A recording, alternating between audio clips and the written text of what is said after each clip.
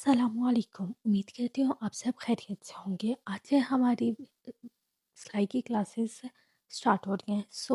ये introduction video है, तो इसमें मैं आपको थोड़ा सा ब्रीफली सा एक्सप्लेन करना चाहती हूँ कि इन क्लासेस में आपको क्या मिलेगा और किस तरह से आप इजीली सीख सकते हैं, ठीक है।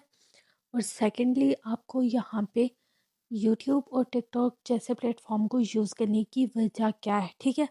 हमारी जो क्लासेस होंगी वो 3 पार्ट्स पे डिवाइड होंगे। मतलब अगर फ़र्ज़ करें कोई भी चीज़ है, जिस तरह से एक सिंपल कोई ट्राउज़र बनाना है, तो उसमें सबसे पहले जो हमारे पास एक चीज़ आएगी वो आएगी ड्राफ्टिंग, ठीक है।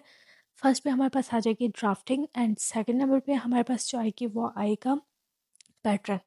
पहले हम ड्राफ्टिंग करेंगे, मीन्स के स्केच एक ड्रॉ करेंगे, ठीक है। स्केच ड्रॉ करने के बाद एक पैटर्न बनाएंगे और पैटर्न ड्रॉ करने के बाद हमारे पास आता है जो काम, वो आता है लास्ट और फाइनल स्टेप जो आता है स्टिचिंग का, ठीक है।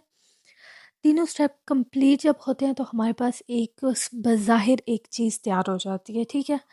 सबसे पहले ड्राफ्टिंग में हम जो करेंगे, हम सिंपल सी स्केचिंग करेंगे। फ़र्ज़ करें जिस तरह से मैंने अगर कुछ भी बनाना है, कोई राउंड शेप नेक बनाना है, कोई ट्राउज़र शलवार, कुछ कुछ भी बनाना है, तो ये एक छोटा सा डेमो मैंने आपको यहाँ पे बज़ाहिर दिया है कि ये चीज़ इस तरह से होगी, ठीक है।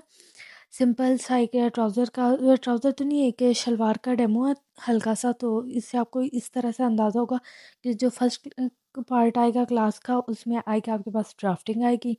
सेकेंडली हम एक पैटर्न बनाएंगे जो कि हमारे पास आएगा एक चार्ट पे या ब्राउन पेपर पे, ठीक। और जो थर्ड होगा वो हमारे पास स्टिचिंग होगी। स्टिचिंग हम कपड़े पे करेंगे, ठीक है। पहले हम एक बोर्ड पे स्केच बनाएंगे, उसको फिर ब्राउन पेपर पे कॉपी करेंगे और फिर उसकी कटिंग करके वो एक पैटर्न ड्रॉ, हमारे पास एक पैटर्न आ जाएगा, ठीक है।